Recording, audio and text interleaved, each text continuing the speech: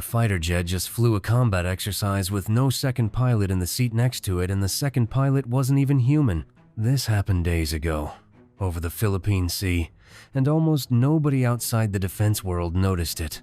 But this single flight might be the moment that quietly changes how air wars get fought for the next 50 years. Stick with me, because by the end of this video you'll understand exactly why the Pentagon is calling this a turning point, and why China is watching this footage more closely than almost anything else that happened this month. Before we get into it, hit subscribe, because Aerostrike breaks these stories down before mainstream defense media even catches up. So here's what actually happened. The US Air Force's F-15EX Eagle II flew alongside Boeing's MQ-28 Ghostbat during Exercise Valiant Shield 2026. This was the first time these two aircraft operated together in this kind of exercise, and it's being described by defense officials as a major leap in what's called manned-unmanned teaming. In simple terms, a human pilot in the F-15EX is now flying next to an aircraft with nobody inside it at all, a drone wingman that thinks, senses, and reacts largely on its own. Now, why does this matter so much? Because for decades, air combat has depended entirely on how many trained pilots you have, how many jets you can build, and how much risk you're willing to put a human life into. This flight starts to break that equation. The F-15EX can now direct the Ghostbat to fly ahead into more dangerous airspace, scan for threats, jam enemy radar, or even act as a decoy, all while the human pilot stays farther back, safer, making the big decisions instead of absorbing all the risk. Let's talk about the aircraft themselves for a second, because both of these platforms are seriously impressive on their own. The F-15EX Eagle II is the newest version of the F-15 family, and it's not just an old airframe with new paint. It runs a fully digital fly-by-wire system, an all-glass cockpit, and one of the most advanced AESA radars in the world. It also carries the Eagle Passive Active Warning and Survivability System, which is a mouthful, but basically means it can detect and react to threats most other fighters simply can't see coming. And here's a stat that surprises people: the F-15EX can carry a massive weapons payload, more than almost any other fighter jet flying today, which makes it a serious missile truck even without stealth. If you're enjoying this breakdown, drop a comment and tell me which aircraft you want us to cover next. Your comments genuinely shape what we make. Now let's talk about the drone half of this partnership, because the MQ-28 Ghostbat is where things get really interesting. It was developed by Boeing in Australia, alongside the Royal Australian Air Force, as what's officially called a collaborative combat aircraft. This thing has a range of more than 2,000 nautical miles, that's roughly 3,700 kilometers, a top speed close to Mach 0.9, and it can fly above 40,000 feet.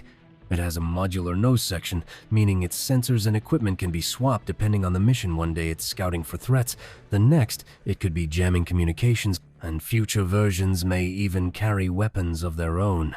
Here's the twist that most people miss. This isn't just about one jet and one drone flying together for a photo opportunity.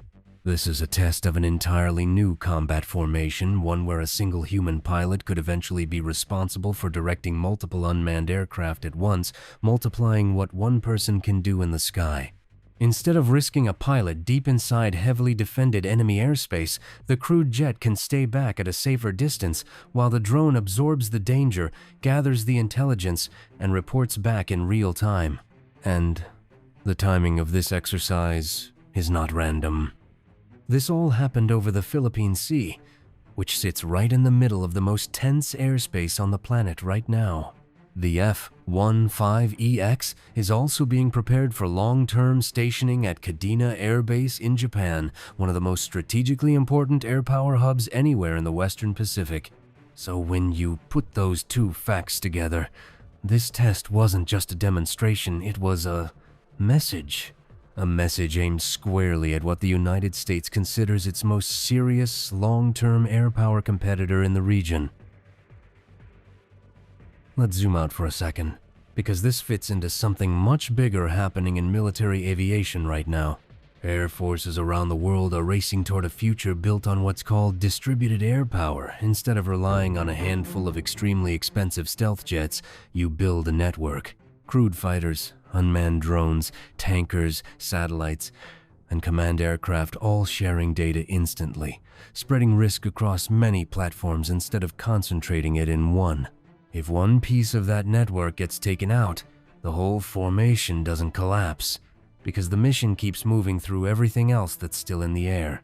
This is genuinely one of the fastest moving shifts in the entire history of air combat. And if you want to actually understand where this technology goes next, subscribe now, because we're going to keep tracking every single milestone as it happens. In a way, almost nobody else covers this consistently. It's also worth remembering that the United States isn't the only country chasing this idea. Other air forces around the world are pouring billions into similar collaborative combat aircraft programs of their own, betting that whoever masters this human-drone partnership first will hold a massive advantage in any future conflict. That's exactly why a single training flight over the Philippine Sea is getting so much attention from defense analysts everywhere. So what happens next? Expect to see this kind of manned-unmanned teaming tested far more aggressively over the next couple of years, especially as the Air Force pushes to expand its F-15EX fleet significantly under upcoming defense budget plans. The idea is simple but powerful: pair heavy, missile-loaded jets like the F-15EX with a growing swarm of AI-enabled drones like the Ghost Bat, and you get a combat formation that's harder to counter, harder to predict, and far more difficult for any single adversary to plan against. Here's the real question this leaves us with. If a single pilot can eventually direct a handful of autonomous wingmen at once, does the entire idea of air superiority change forever? Because right now, air power has always been measured by how many trained humans you can put in cockpits. That number might be about to matter a whole lot less than it used to. If this video helped you understand what's actually happening in modern air combat, make sure you're subscribed, turn on notifications so you don't miss the next breakdown, and drop a comment telling me if you think unmanned wingmen like the Ghost Bat will fully replace human fighter pilots one day, or if there's a hard limit to how far this technology can go. I read every single comment, and I'll be right back here with the next story. This is Aero Strike, and I'll see you in the next one.